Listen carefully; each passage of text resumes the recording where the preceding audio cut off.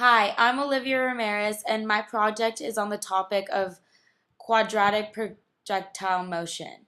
The project I'm doing is I'm going to throw a projectile horizontally and calculate how far it will go, how fast it will be traveling when it hits the ground, how fast it is traveling at various points in its flight, and how high it is at various points in its flight path.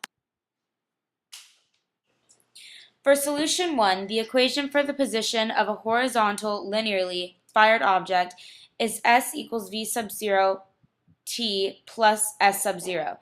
In this case, S sub 0 is taken to be S sub 0 equals 0. So assuming a starting velocity, V sub 0, of a 10 foot per second, our equation of motion is S of t equals 10t plus 0. Now, to find out how long it will take for the projectile to hit the ground, we need to use the vertical motion relationship. This relationship is defined as y of t equals y sub 0 minus 1 half gt squared. When this is equal to 0, we can solve for t to find out when the object will hit the ground. So, if y sub 0 equals 4.75 feet, the vertical motion equation is y of t equals 4.75 minus 1 half times 32.2 t. Now set it equal to 0 and solve for t. For solution 2, part B, now that we know how long it will take for the projectile to hit the ground, we can plug that t value into our horizontal position equation to see how far it travels. The equation is S of t equals S sub 0 plus V sub 0 t. So using t equals 0.5432 seconds, we get S of 0.5432 equals 0 plus 10 times 0.5432 equals 5.432 feet. Our relationship horizontally, fired projectile will travel 5.432 feet. Now, for part B, we take the derivative of our position equation, S of t, to get S prime sub t equals V times R of t equals 10 feet per second. For our horizontal velocity and for our vertical velocity, we take the derivative of y equals 4.75 minus 16.1 t squared. To get y prime t equals 32.2 t, we plug in 0.5432 seconds into t to find out the vertical velocity component to be equal to 17.49 feet per second downward. For part C, we simply plug different values as long as they're less than 0.5432 seconds into the vertical velocity equation y prime t equals 32.2 t. The horizontal component stays the same throughout the flight path. For solution number 2, we graph the equation. So to graph this problem, we use the equations we found in solution 1.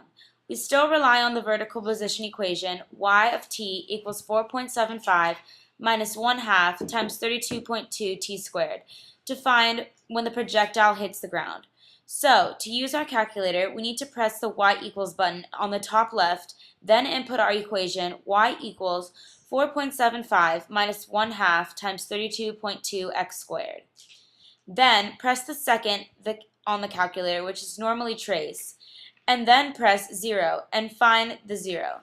You have to choose a point with a positive y value and a point with a negative y value for it to work. Doing so, we get y, x in the calculator, equals 5.43166761, which comes to 0.5432 seconds. Now we graph the horizontal position equation x of t equals 10t. For the calculator, it's y equals 10x.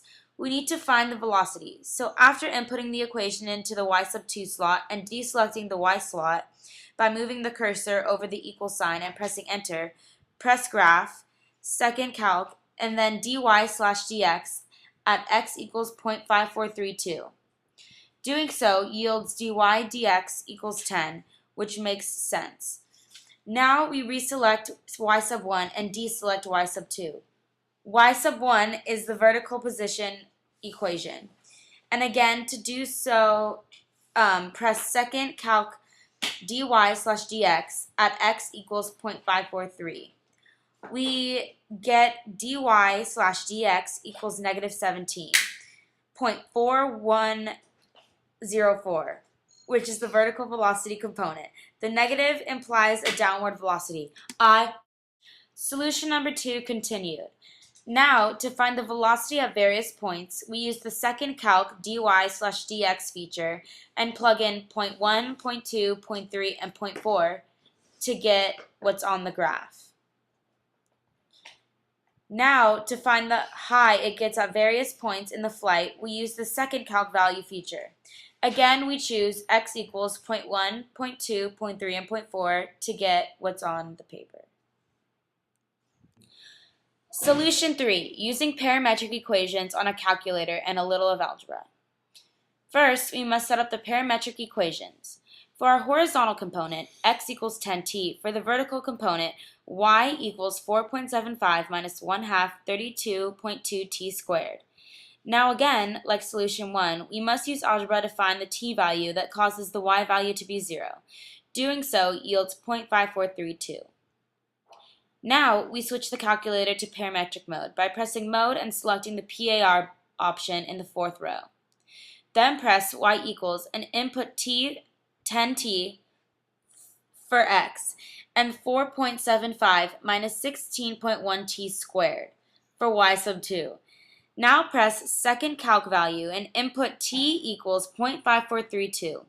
This will yield the y value of negative 5.5665 times 10 to the negative 4, which is essentially 0.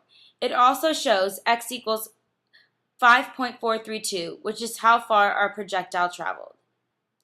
To calculate how fast the object is going when it hits the ground, simply press second calc dy/dt for the vertical velocity component, which is negative 17.49, dx/dt for the horizontal component, which is 10. And for the projectile's actual velocity, press dy/dx, which is negative 1.749. For solution 3 continued, to calculate how fast it is traveling during its flight, simply repeat the process from the previous page except input t equals 0.1, 0.2, 0.3, and 0.4. And finally, to find out how high it is at various points during its flight, simply press second calc value, all while viewing the graph, and input t equals 0.1, 0.2, and 0.3, and 0.4.